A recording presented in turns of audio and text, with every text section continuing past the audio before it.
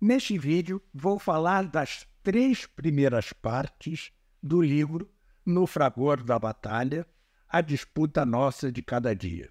Eu recomendo que quem não tenha visto, veja o primeiro vídeo dessa série de 4.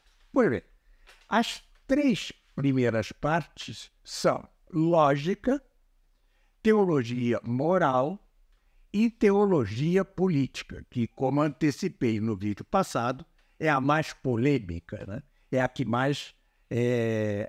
mais desperta certas reações. Quanto à lógica, eu disputo também contra um famoso não tomista em 2 pontos.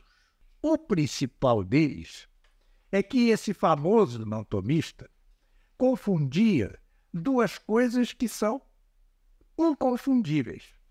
Inconfundíveis. Que coisas são essas? Indução e demonstração queer. A demonstração queer é aquela demonstração que se faz pelos efeitos de algo e, conhecendo os efeitos de algo, acabamos por saber qual é sua causa ou que sua causa existe. É o caso, por exemplo, das 5 vias de Santo Tomás para demonstrar a existência de Deus.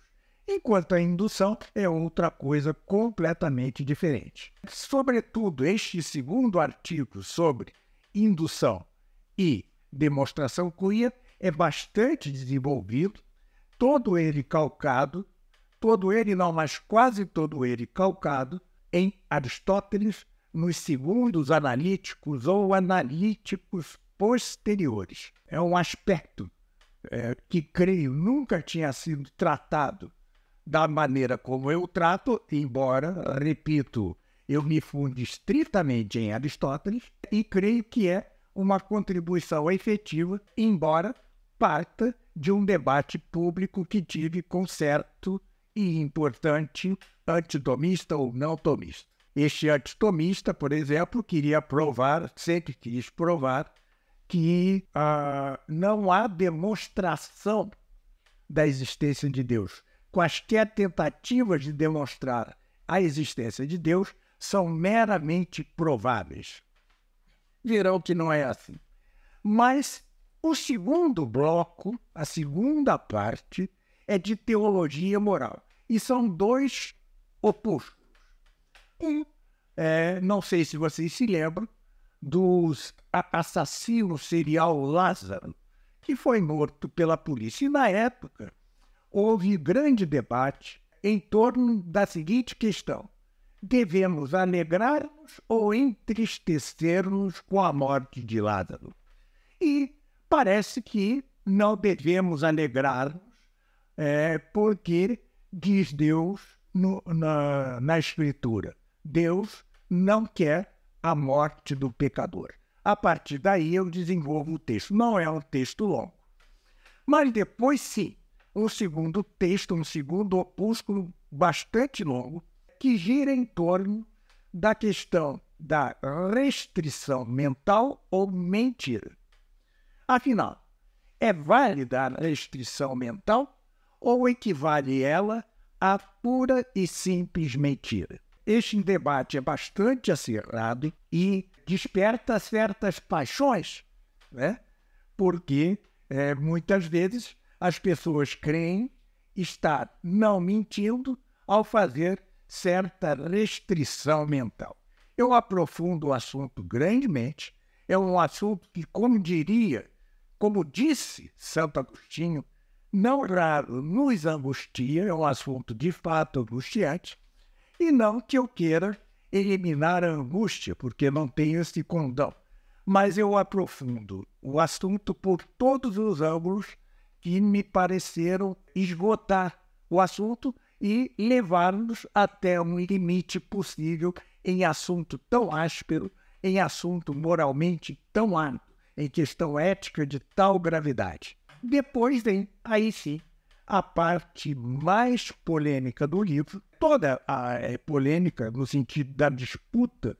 Muitos não entendem a palavra disputa. Essa palavra, disputatio, em latim, né, não é uma polêmica vazia, dessas polêmicas que enchem à internet e às redes sociais. Não é nisso. É uma discussão no âmbito científico em que você pretende mostrar que seu adversário está efetivamente errado, dando as razões e causas por que a sua opinião contra este adversário é certa. Baseia-se em certa metodologia científica. Embora eu, nestes opúsculos, não use estritamente a forma da questão disputada tomista, tudo ali está baseado em todo esse livro, baseio nisso. Ou seja, deixo o adversário falar e provo que ele está errado, mas eu antes dou fidedignamente a opinião do adversário. E isso ressalta ainda mais nesta parte de teologia política, né?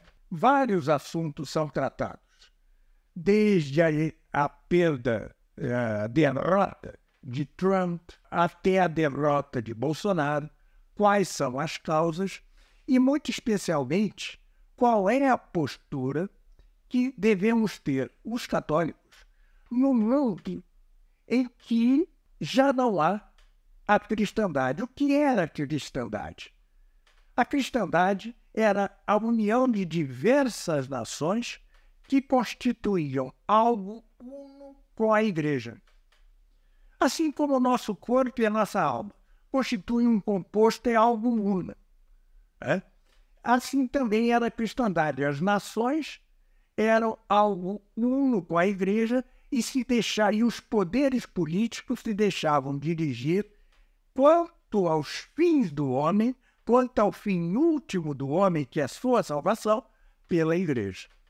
Ora, já não vivemos nesse mundo há muitos e muitos séculos. A queda da cristandade, a quebra da cristandade, começou no já longínquo século XIV e aprofundou-se a tal ponto que hoje podemos dizer que todos os governos do mundo são, por certo ângulo, ilegítimos.